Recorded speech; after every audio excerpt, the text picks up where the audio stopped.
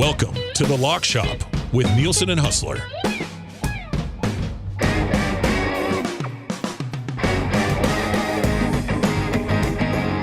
What is up, Lock Shoppers? Welcome to the Lock Shop on this December 23rd. Matt Awanek with you here once again, taking you into the EST Christmas break. I know some people will be working tomorrow. We will be off the air for live programming, so we'll have replays and other programming going on tomorrow and throughout the weekend up until the next live programming after the post-game show tonight will be Hello Hockey on Saturday. And then the Nielson Show will kick things, the weekly live programming next Monday. But so today's the last day. Today is the last Lock Shop then before next Monday.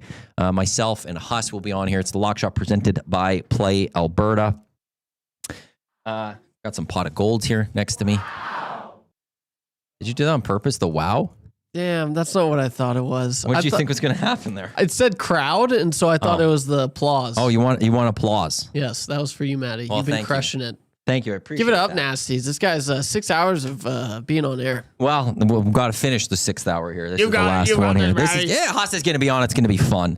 Like we had James Duthie, and I speak very highly of James Duthie. I've got a little bit of man crush, I guess, on James Duthie. He's got like that career that like I envy largely.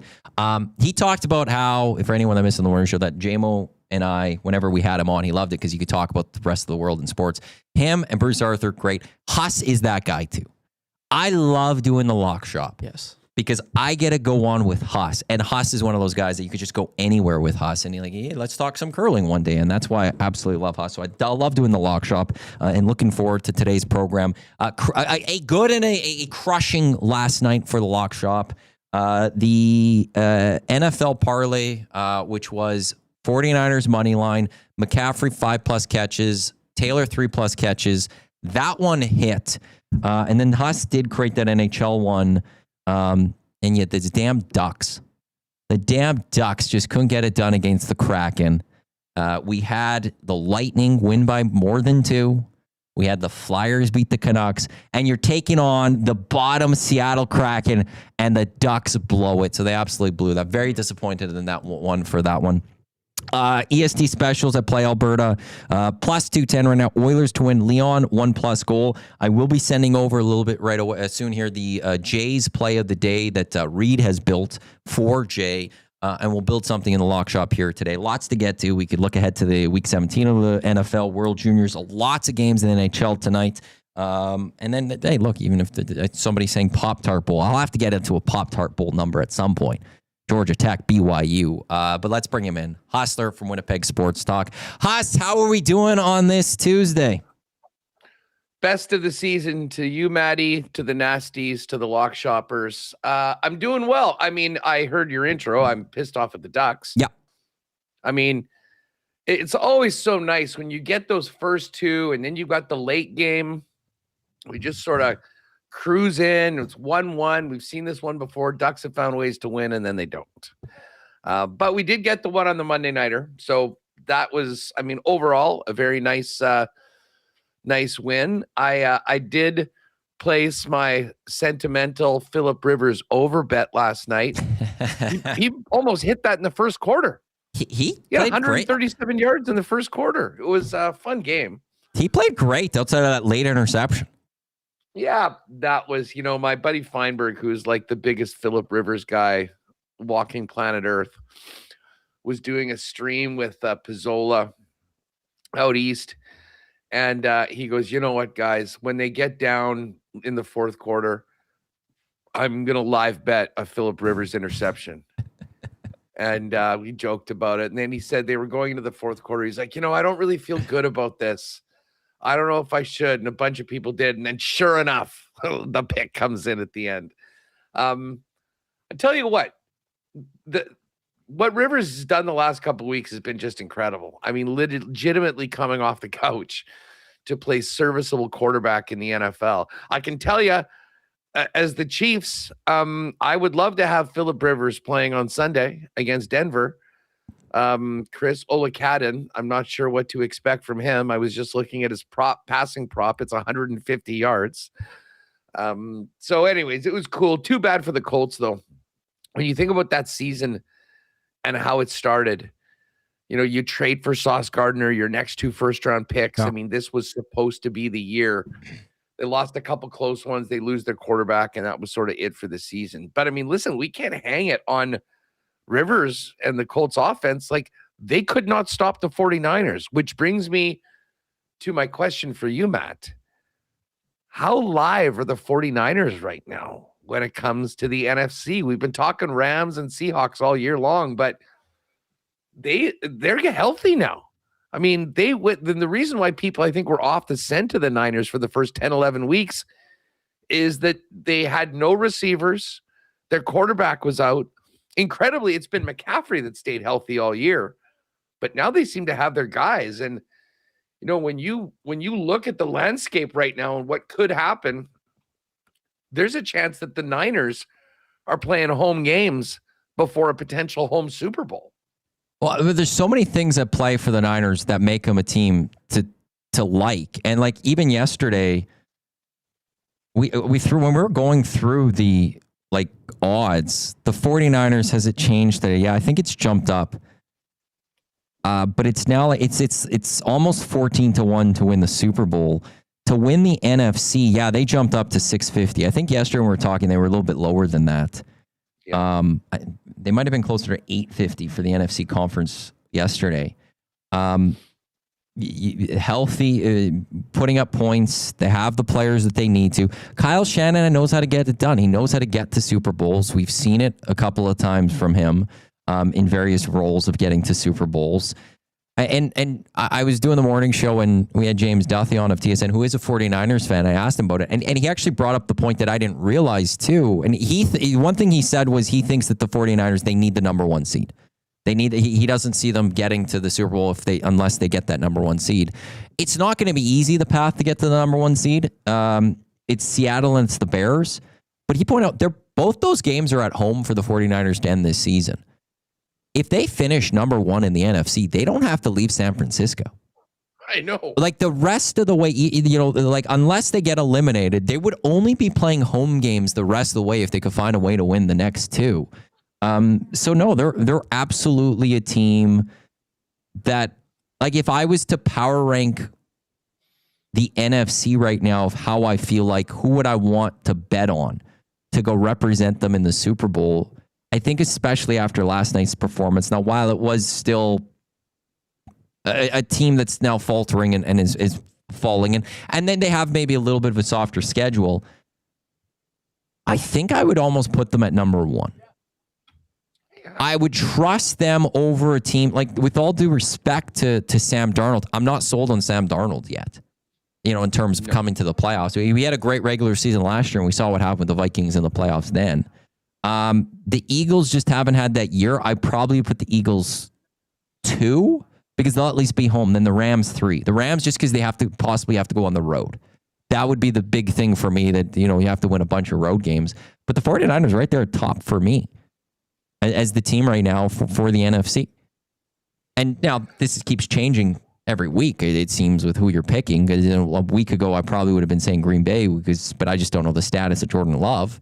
Sure. But yeah, the 49ers, that team. What about you? Where would you rank them for that NFC? I mean, I'm really warming up to the thought of San Francisco. And I've been saying the last couple of weeks when we were looking at the odds and they were like around 19 or 20-1 that, I mean, if you kind of look ahead to the path, they could absolutely be there. And obviously the Seattle game in particular on Thursday sort of shook everything up and took the control out of the Rams' hands. I'm just on ESPN right now, and they have the Seahawks at 44.5% to win the division, which is interesting because they're even money is the odds. The Niners, 34.5% to win the division, and they're 2-1. And then it's the Rams at 21.5, and they are, what were they again? They looked like they were plus 350. So, I mean, it makes sense. This comes down to, like, what's the spread? What's the spread that we expect in the Seattle-San Francisco game in San Francisco in Week 18? Okay, I'm going to assume the 49ers beat the Bears off of that one. Let's assume both win. And Seahawks beat the Panthers. So Seahawks go to San Fran. If San Fran -2, 1.5. I mean, I'd be thinking -2, 2.5, 3. Like, to me, if those teams played on a neutral field, would it be a pick 'em? At this moment, I think you would have to put them pretty equal. And like what the Seahawks just did on prime time. Exactly. So actually, that's probably going to be this prime time game then for Week 18, or a good chance. Yeah, it's going to be one of two. It could be that, but I think that if it ends up being Tampa, Carolina winning in, that game probably becomes the Sunday nighter because it's a de facto playoff game. Or Baltimore-Pittsburgh if Baltimore finds a way to beat Green Bay this week and Pittsburgh loses. That one, I think that would vault Bucks, Panthers. But I just looking at New Orleans, Atlanta, no. Jets, Buffalo, no. Detroit, Chicago, no. Not when you have those other ones. Cleveland, Cincy, no. Rams, Chargers, Broncos. Chiefs, Raiders, no. Cards, Rams, no. Packers, Vikings, no. Miami, New England, no. Dallas, New York, no. Washington, Philly, no. Tennessee, Jacksonville, no. Indy, Houston, no. Yeah, so it all depending on how this week goes. But Baltimore, Pittsburgh, Seattle, San Francisco, Carolina, Tampa, or Detroit, Chicago. Those would be the 4 games I would earmark. We're seeing one of those for that Week 18 Sunday nighter to wrap up the regular season. Yeah, I'm with you. And you know what? You're right. If it comes that the AFC North is up for grabs and it's winning in Pittsburgh versus the Ravens, it's more sexy. That would be the game. Lamar versus Rodgers. Yeah, if that isn't the case, then I think they go to the Carolina-Tampa game, which will, assuming that it's the same scenario, win and you win the division, lose and you're out. The best game, though, for sure, is probably going to be that game between the Niners and the Seahawks. Mm-hmm. And I'm not sure because everything is just TBD. Like there's no Fox game of the week that's already got dibs and one thing, so they will move that around. There's going to be a bunch of dog games.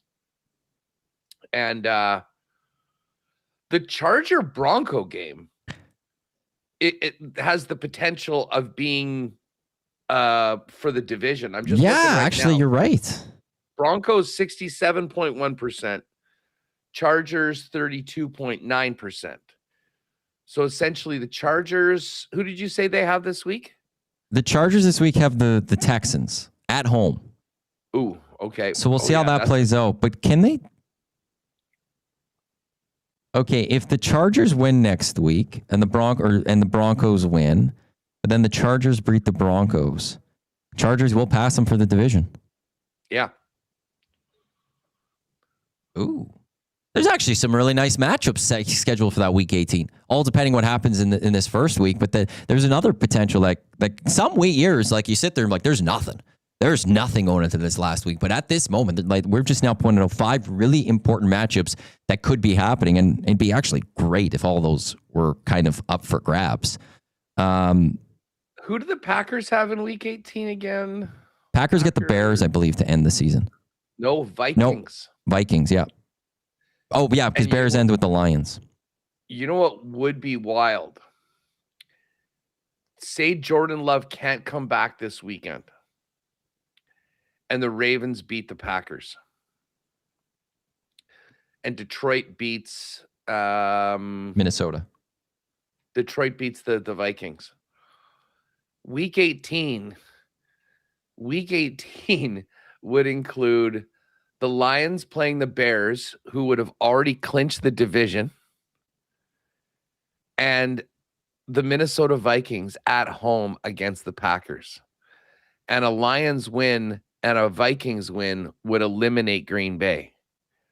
And I can tell you that Green Bay Packer Minnesota Viking game and a lost season for the Vikes, the opportunity to knock the Packers out of the playoffs would be just about as sweet as making it themselves. It's the consolation prize for the season. You get a knockout the Green Bay Packers. That would be Exactly right. such a consolation prize for the season right there. It would be interesting because in this scenario, as I'm playing it out on the ESPN playoff machine, it'd be interesting for the Bears, though, because you play the Lions if you make the playoffs then in that situation. You'd see each other back to back. Oh, Do you want to let that team come in? Like you're basically like in one, like, hey, well, we're good to see you next week type thing. It would just make for an interesting situation where you see back-to-back games, Lions and Bears potentially. If that was the case, that would happen. yeah. I wonder whether they would rest guys. You're know, like kind you of just- dictating who your opponent is in some ways, Yeah, right? assuming And then where's that Green Bay- bulletin board material go and all of that? But like, I think the smartest thing you could do if you're Ben Johnson at that point is like you just have to focus. It doesn't matter who your opponent is. You got to focus on making sure that you're just healthy for that playoff game. Get Couple other some things- extra film on the Lions. A couple other things I was just looking at. Now, do you guys have? Do you have Coach of the Year odds up there in at PA? Yes. So Vrabel's the leader, Okay. minus 110. Mike McDonald's 4-1.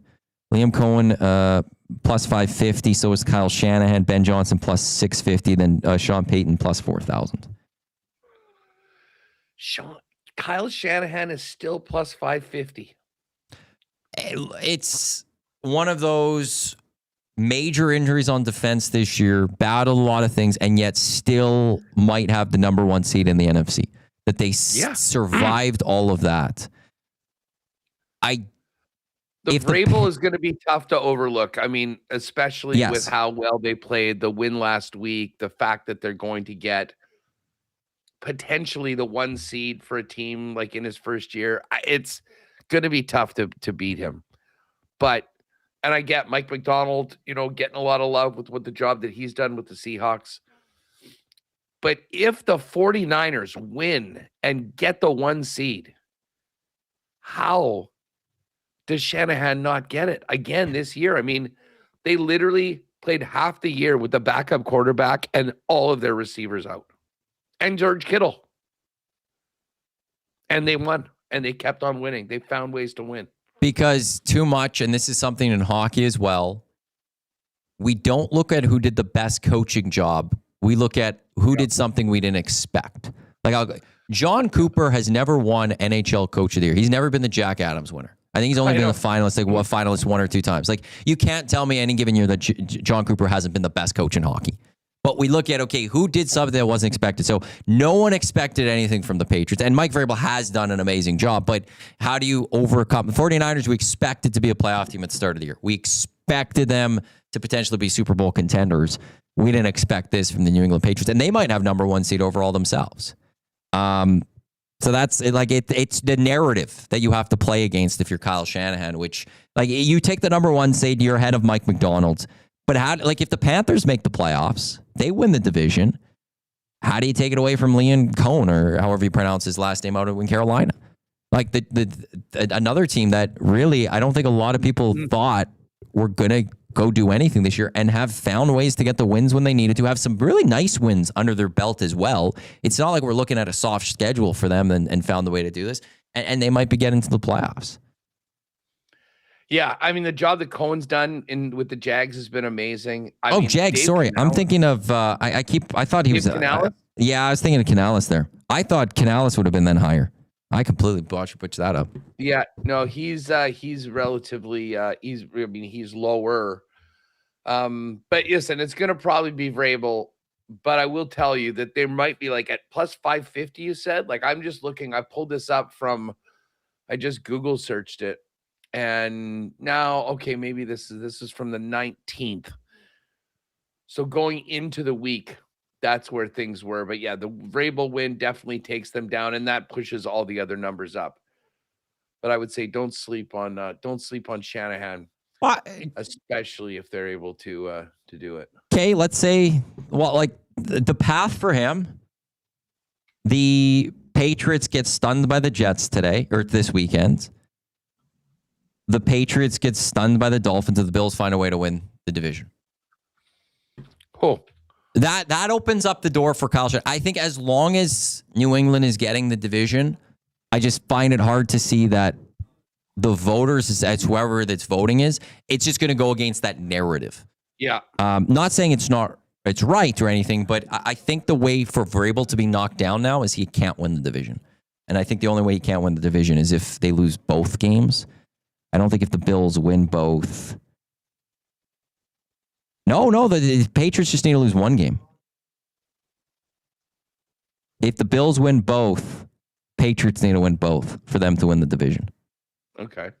According to the ESPN playoff machine. Actually, so if there is a surprise loss by the Jets or by the Patriots, there's a potential to also be Bills-New England first round playoff matchup in Buffalo. Oh, that would be so good. That would be so good. Or am I messing with my playoff machine because I have a situation. I don't know what I've done here. Somehow I have Jacksonville as the number 1 seed with some of these losses. I have the other thing that we have not spoken about at all, and I've now ripped up my Saints ticket, is who will finish last for the draft. And as of right now, the New York Giants and the Las Vegas Raiders are tied at 2-13. Now, what is scary for the Giants, I'm sure, is that what's left of the Chiefs are going to be going to Vegas in that final week of the season. Yeah, but you know who's playing this weekend? The Giants. And the Raiders. Head to head? Yeah. Whoa. Yeah. No, we've got to bat them at the bottom this weekend. The Giants head to Vegas to take on the Raiders in the afternoon slate. The Giants. Like that sets you up quite nicely. The loser of this game is set up quite nicely for the path for the number 1 overall pick. Yeah, if you lose this game, see, the only thing that could compound this a little bit is that there's all of these teams at 3-12. Arizona, Cleveland, Tennessee, and the Jets.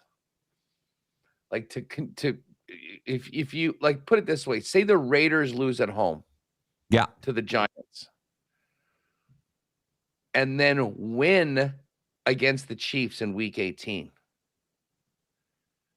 Then they'd both be presumably 3-14, but you're in the mix with these other 4 teams, depending on, I don't know what it is, strength of schedule. There's some big tiebreakers. If the Giants lose this game, they end up with the Cowboys. Pretty much guaranteed the number 1 pick. Yeah. And the funny thing, like I just pulled up a mock draft. This is just a CBS Sports. So it's got the Browns trading up to number 1 to take Dante Moore, the quarterback from Oregon. I just don't trust anything Cleveland Browns, whether they trade or they if you hear them trading up or trading down, it's always they're making the wrong move. It's all I could think. And then they has the Raiders taking Fernando Mendoza. Pretty sure he won the Heisman. The quarterback for Indiana. I'll say the Titans. The Giants moving to 3. It's a disappointment for the Titans that they beat the Chiefs this weekend. But right now, sitting number 5 or whatever it is, that's a nice spot for them, knowing that they don't have to go for a quarterback, and they could go and grab a nice player if they need to. Like there's always that pressure when you're the bottom team to go get a quarterback, and to be a team where it's like, well, we just got it last year, we don't have to worry about it. It's a nice spot. If you were the Giants and you were number 1, have you seen enough from Jackson Dart to not pick a quarterback? See, and I look at it in a different perspective. I don't know if the rest of the team's built well enough, and I would always want to bring a quarterback later. I'd want to first make sure I have that O-line solidified with a good running game or something, or a solid defense. That, to me, I'm okay with keeping him there if that means I could just get someone else that could solidify the rest of my team, because the quarterback can only do so much. If you have a poor O-line, they're going to get destroyed out there. if you don't have a defense, the team's going to just get lit up like we saw, yesterday with the Colts not being able to make a stop. Like I would want to use those picks to make sure the rest of my team has an impact player, and then I would bring in a quarterback. But they're just getting a full reset coming up here. The thing is, great quarterbacks you pretty much can't pick other than at the top of the draft for the most part. The other side of that is if you have the number one pick, usually there are a bunch of other QB needy teams. There's the premium on the pick and the position. And you can turn, I don't know what the cost for the Giants to move down from 1 to 3 would be, but there's a good chance they get another first rounder out of it. Yep. Either in this year's draft or in a future draft, which I think you probably do all day. And for the Giants, if they can go in and get this mock has them moving down to 3 and getting Carnell Tate from Ohio State, the number 1 receiver off the board, and have him with Malik Neighbors could quickly become one of the league's best. And that would be a big help for Dart. Well, I think about Dart is. But if you're dropping down, you're also, even if you're not getting first, you're getting a second that year or something. Oh, if they move from 1 to 3 for someone to move up and take their pick of the quarterbacks, they get another first. I'd be unless people are so meh on the QBs that there just isn't the demand to move up. But look at these other teams. There's the Jets. They desperately need a quarterback. The Cardinals are moving off Kyler Murray. They need a quarterback. The Raiders need a quarterback. The Browns need a quarterback. The Browns going for a quarterback, though, was weird because they just got 2 last year. At the end of the draft. I know, but you got to develop at some point. Or why did you waste picks on them then? They took Dylan Gabriel, in the 3rd or 4th round, and thought that, that would be a guy, he'd be a project. And then I think they were forced by the NFL to take Shadur Sanders in the 5th round. Yeah, Gabriel was 3rd. I just develop him then. And then how are you getting out of Deshaun Watson contract? Well, that's a different. That doesn't change. So don't bring in another QB. If you're the Browns, focus on getting some other players and run out the clock on the Deshaun Watson and try to develop Gabriel right now, because you're going to bring a 3rd or a 4th quarterback into this room or something. Talk about get rid of those guys. Believe me, Dylan Gabriel, Shadur Sanders. If they can get the first overall quarterback, a guy that they think can be a franchise guy, they obviously don't think that they have that. And if you want to win, look at the top teams. They have quarterbacks. Can you win with them? But they've also, this is an organization that has sat there, looked at quarterbacks at the top and said, we're going to take that guy, and it's never worked. They've even had those top picks, and it's never worked. That's the problem with the Browns, is maybe try to develop someone, maybe try to give them a little bit of time here and see what you've got, and don't rush. Number one, even if we go to the last couple of years of quarterbacks that are gone in the first round, there's no guarantee. It's actually far from a guarantee that you take a quarterback in the first round, they're going to be successful in the National Football League. Oh, for sure. Cam Ward was number 1 overall last year. But again, you're always going to the worst team in the league when you get picked there. So, there is a little bit of patience that was on. I'm just saying that Shadur Sanders, Dylan Gabriel, not in that class or category of guys. So Cleveland, at some point, they got to figure it out and get their guy. The Raiders are the same thing. They're the people that brought you Jamarcus Russell at number 1 overall. This Mendoza seems like a player, though. He's been. I'm especially impressed with players that go to non-powerhouse organizations or programs and lift them up. It's one thing to go to Oregon or to Bama or to LSU or some of those big teams that you are recognized. Indiana has never been where they are right now, and obviously this guy was a big part of it. Well, his draft stock's going to take either stay up there or he might take a little bit of a hit. Big game coming up, Rose Bowl. The grandest daddy of them all. I think that's how it goes. You're in the big one against Alabama. That's gonna be a fun one next week. What do we have today for bowl games? Toledo, Louisville coming up. Yeah, that's Boca Raton Bowl. yeah. We've got the Boca Raton Bowl, which is where am I? The 20th. Yeah, so you got the Bush's Boca Raton Bowl, Toledo, Louisville. You got the New Orleans Bowl, Western Kentucky taking on Southern Miss, and then the Scooters Coffee Frisco Bowl, UNLV taking on Ohio, the Bobcats, former home of Curtis Rourke. I'd love to get a prop on this. I don't think we'll be able to anywhere, but for the Boca Raton Bowl, will AJ and Big Justice be in attendance at the game? I believe they are from that area because Big Justice did play for the Boca Raton Beach Boys baseball team. I saw that in one of their videos. This would seem like a perfect opportunity for more attention-seeking behavior. How do you not show up at the Bush's Boca Raton Bowl? Like it's how is the show not on the road at Bush's Boca Raton Bowl? Get your can turn your notifications on for their Instagram story, folks. I'm willing to bet that the Costco guys show up for a little pre-Christmas fun over at the Boca Raton Bowl. I do want to throw this one out there for those that are interested because it's the People's National Championship, the Pop-Tarts Bowl, December 27th, 1:30 Mountain Time, 2:30 Central, ABC. BYU taking on Georgia Tech. BYU minus 196 money line, minus 4.5 on the spread. So the expectation is that BYU is going to come in and beat Georgia Tech. They've got some new mascots this year. Pardon? I'll be taking BYU in that game. They were, of course, going to have their coach go to Penn State, and then he's not leaving, so that should be a nice. Because the crumbled cookie CEO or whatever got involved. Yeah, yeah, they fired it up and they got it done. They got it done. By the way, what is up with Michigan? Did Penn State get a coach? Yes, Matt Campbell, I think it is. Okay, but Michigan's got a lot on their plate right now in the aftermath of Mr. Moore. I will say this if I'm Michigan, and it seems like they're maybe still holding out hope for Kellen DeBoer from Alabama, that if they lose Rose Bowl, maybe they could swoop in and grab him.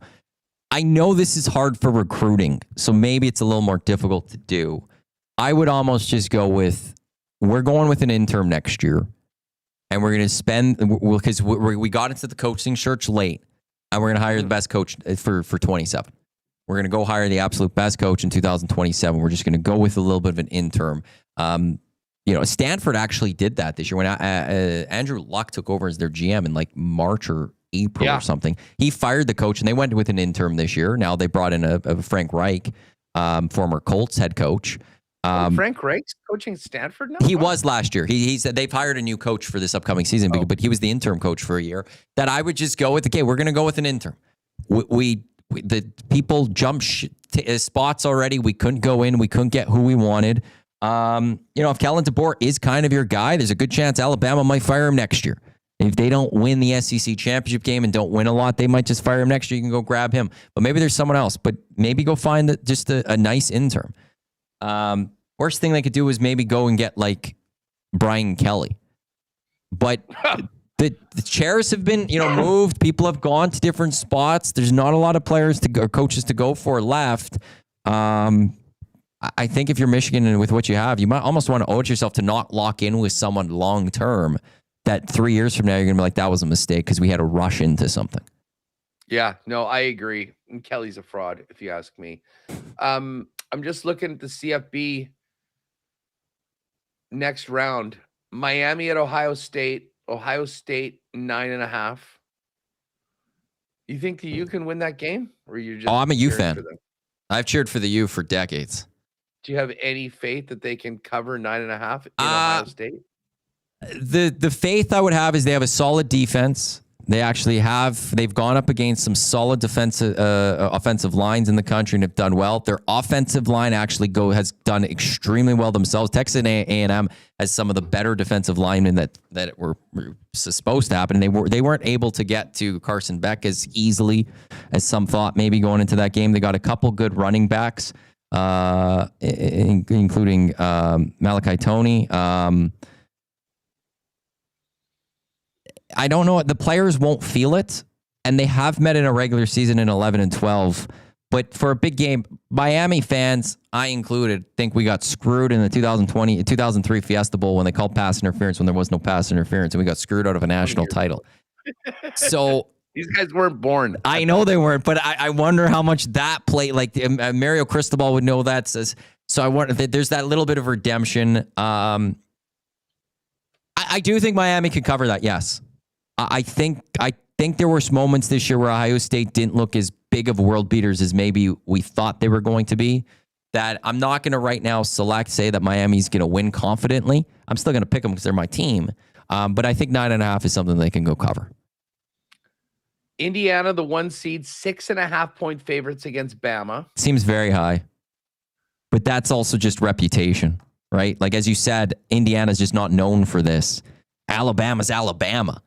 I thought that it would be a shorter line because of that. Like, I think this is real respect for what Indiana's done this year. Absolutely, like, it is. I'm a little surprised that it wasn't. Now, the other thing is that's a game in Indiana, right?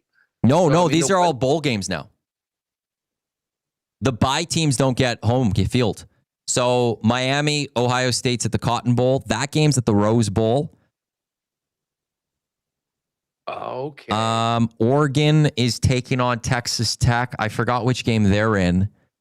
And then Ole Miss and Georgia. I forgot where they're playing. Actually, it's in front of me. Let's take a look. No. It's only the first round that they play at the home site, and then they go to bowl games. So Texas Tech, Oregon is Orange Bowl in Miami. Georgia, in effect, well, no, they're going up against Ole Miss. That's going to be a well-traveled game because that's in New Orleans for the Sugar Bowl. But yeah, no, they now play into the big bowl games. So all neutral site. So there's a New Orleans Bowl, and then there's also one of those other bowl games that are in New Orleans? Yes, and there was also a bowl game last week that was played in New Orleans, I thought. Maybe not. That's a place where people want to travel to. They play all over the place. Yeah, I thought there was 3. Maybe there's just the 2 in New Orleans. It's the same as Atlanta hosts the Peach Bowl, I believe it is, and they host the Celebration Bowl, which kicks off kind of college football season. So a couple of those places just hold multiple games and stuff. It's a wild time. It's a lot of fun. I'm hoping for Indiana. That would be such a great story. I love their coach. It would be nice. Like we talked about the NFL and how chaos might come, and there's nothing that like seems normal in that sense. It's the same with college football right now. Like you've got a lot of teams like Texas Tech. If they go do it, you're not used to the Red Raiders being a team that's at the top that might go win this all, but they found the right boosters that gave them a bunch of money, and they were able to now build a program that puts them up there. And we're starting to see that slow shift in college football, which is good or bad. If just quickly, looking back to the NFL, anything stand out for you week 16 betting wise early on? Listen, that Raider Giant game, I had just sort of glossed over that, 2 terrible teams, and now I'm thinking more about the impact of that game.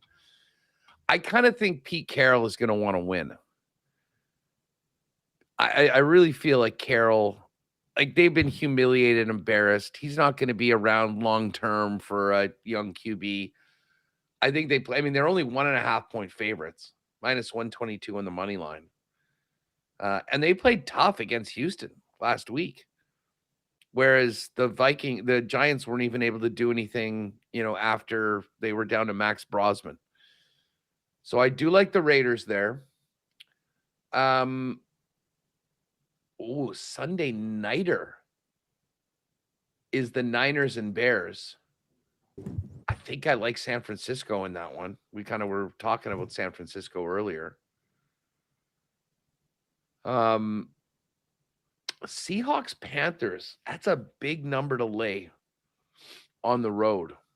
Although Seattle's looked very good away from home at times this year. Yeah, that's Seattle -7 in Carolina. The Ravens Packers, it's interesting. I mean, it's on the board as Packers -2.5. Is that suggesting that both the quarterbacks are going to play? Yeah, that's no passing props up for the game. I think right now that they're just under the assumption. Well, it's actually under the assumption of either. I think they're under the assumption either Jordan Love and Lamar aren't playing or they're both playing. Because -3 at home, like generally, isn't that just a home field bump that you get? So it's like if you're going with backups in this one, okay, it's give the home team that little advantage. Or they're saying Jordan Love and Lamar Jackson both are playing. And I think then that's the right line still, that the Packers are the favorite going into that one because they've just been a better team this season and the Ravens have been a huge disappointment. It is wild saying, and I understand why, like I'm not, but Chiefs at +13, like it's been so long since we've seen something like that. It's just so weird to look at that. Like the money line outright +778. It's not something we've seen in 9 years or whatever it's been. It's weird. What's the point spread that you're seeing? 36.5 or point -13. 13.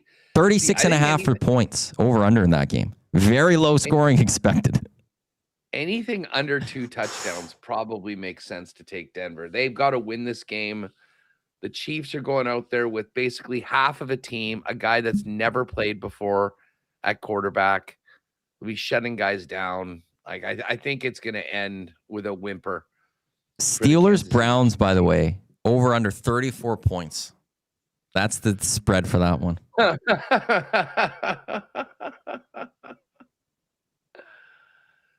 Jags in Indy.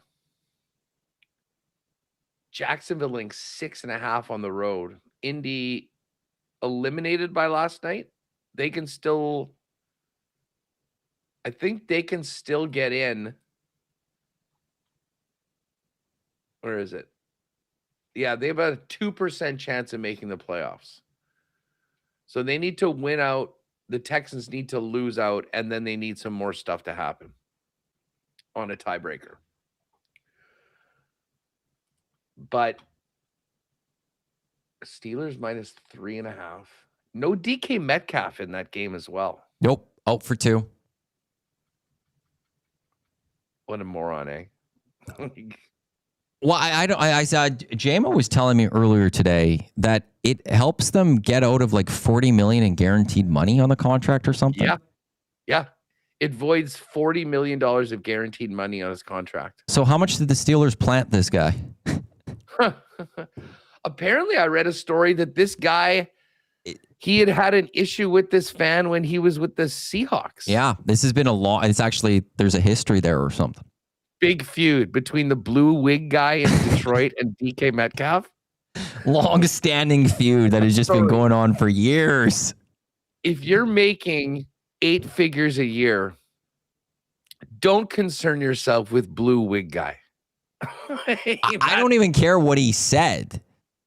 Like you now might have you've lost that 40 million gear. Like that could go from you. You know how far and like he's off. Like it's not like he's right on top of you there. Like you have to walk a long way to engage blue wig guy. He's not worth your time. He's not worth your energy. You just need to push him aside and. Yeah, at the very he wasn't gonna play probably week 18. Like I'm not seeing the Steelers lose to the Browns this week, so they'll have the AFC locked up. He gets that rest anyways. He just doesn't get the game check for it. But yeah, it was like live when you're watching that. It was like, what is he doing? What is he even thinking in this moment? All right, what do we have here? Do we want to do a Christmas parlay? Well, I think we should get a Christmas parlay done up. I will say this. I was just kind of putting games that I do like together, and Vegas money line, Niners -3, Tampa -5.5 are all numbers. Okay, maybe if we go to 14.5. Vegas money line, Bucks -5.5, and what was the other one? The 49ers If I take away the 3.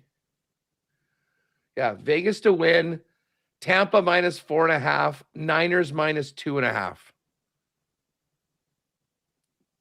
is right around 5-1 before a boost. I like that. Yeah, I like that for the NFL. I'll get that one thrown up there. You seeing anything on World Juniors? Like, it's Canada clear favorites to go win this one. There's no value in Canada outright. Anything that you've looked at when it comes to the World Juniors coming up, or is this just now right now a tournament that you're just ready to watch? They're what? Are they what? Even money? Plus 110? Something Yeah, like plus that? 110. US is plus 225. Sweden plus 400. Those are your top 3. And Craig Button today, he was saying to it, like, this is just such a. He said they're like the Florida Panthers. They're just built with skill and they'll beat you up and all of that. That the Canadian team is just so well built. Yeah. So I mean, listen, I think that, it's not like we're laying like -200 or something on them. At a plus number, I think it might be fun to just get a little future action on Canada. Get that boosted. The number that I do like, if you're looking for if you have a top 3 market, like, it sort of seems like the odds are they expect, like, I mean, it's even, then it's USA, then it's Swedes, and then there's a big drop with Czechia or Finland. For what it's worth, one of the guys that I respect the most scouting these things is Shane Malloy, who does Hockey Prospect Radio and Sirius XM. He was on the show yesterday, and he said to me, the Swedes, the Czechs, and the Finns are somewhat of a toss-up, and he actually liked Finland, to be a top 3 team. So you can get top 3, including playoffs, for Finland at plus 190 or so. That, I think, is maybe something to look at. And then we can kind of start looking at, like, goal scorers. I wonder where McKenna's going to play. Whether he'll be third line or whether he'll be, like, top line and power play. Not sure whether we've got much of that so far. Canada, though, a big favorite for Boxing Day versus Czechia. What's up tap for you for the next few days for holidays and Christmas? Big plans? I mean, I'll go see my folks and my fam on Christmas Day. And other than that, getting together with some goons tonight for our there's a few things. We'll probably go eat, and then we're going to end up at a bowling alley for a big holiday challenge match down at Uptown Alleys tonight. 5 or 10 pin?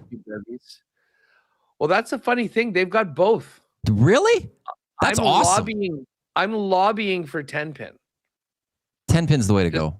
Because it's something that you don't normally get to do. Like, I don't know about what it's like out in Edmonton, but I mean, I had actually never even seen a 10 pin alley other than on television until we had the Pan Am Games here in 99. Okay. And I guess 10 pin was a sport in it. So one of the places had it. And one day we just said, hey, neither of us have ever played. Let's go do a challenge. Who is the better 10 pin bowler? And I think there might be a couple other lanes in town, but I mean, in Canada, for the most part, you really don't see many 10 pin. I feel like we've got a good mix in Edmonton. I could think of a couple good 10 pins, and I know of some other 5 pins. Like, we went for our staff party, we went 10 pin bowling, and the next day I actually went bowling for my niece's birthday, and it was 5 pin. Okay. So that, like, we have a good mix. I've played enough, like, quite a bit of 10 pin. 10 pin's fun. Oh, I have a good time with 10 pin. That's a good one. We had Benny here was a little disappointment when it came to our staff one. I expected better from him, and I hope he's listening because he let the youngins down. We had olds versus young, and we had an extra person, and we still lost. Wait, were you on the young or the old team? I'm on the young. I'm 4th youngest at EST. Yeah, I mean, I guess there's a few gray beards there now that you've added a few. I think of you as, kind of the wise backbone of it, but yeah, no, I guess I'm only 34, soon to be 35. Yeah, I've got ways to go for. Although I had a haircut yesterday, and my barber looked very closely at my both sides. He's like, "Oh, you got a little bit of wisdom growing out there," and I was like, "Yeah, it's starting to come on those sides." It's the the stress of these boys here at EST.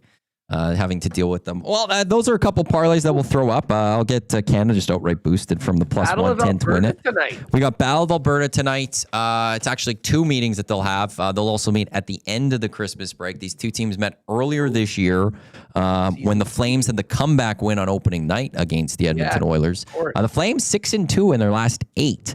The Edmonton Oilers starting Connor Ingram in net. Which going with the guy who just won the last game. So we'll see how that plays out. Lots of games on slate in the NHL tonight. The Jets, they are off though until after Christmas. I think 28 teams overall in action tonight in the NHL. Oilers minus 1.5 on the puck line, minus 169 on the money line. Haas, have a wonderful Christmas. To you, all yours. Enjoy it. Enjoy bowling. Enjoy football, hockey, everything that's going on. And we'll catch up with you maybe next week. I know Dusty will be here though for sure on the Monday. Yeah, perfect. Yeah, I'll be here on the Monday, the Tuesday. We're doing. Do you guys doing regular programming on New Year's Eve? Yeah. Okay. So and then you're gone on the 2nd. Yeah, the 2nd and the 5th. I'll be off to see Chris Olakuden against AOC in a week 18. I mean, I will say this. I've been to a lot of games. I've followed the Chiefs to a lot of places and seen a lot of big games. This is going to be very different to be just on holidays with a completely stress-free game. Go out, enjoy the stadium, have a couple beers, and probably be just checking the ticker for what's actually going on in important games that day. It should be a lot of fun. But yes, to all the nasties and lock shoppers, I hope you all have a wonderful Christmas the next few days.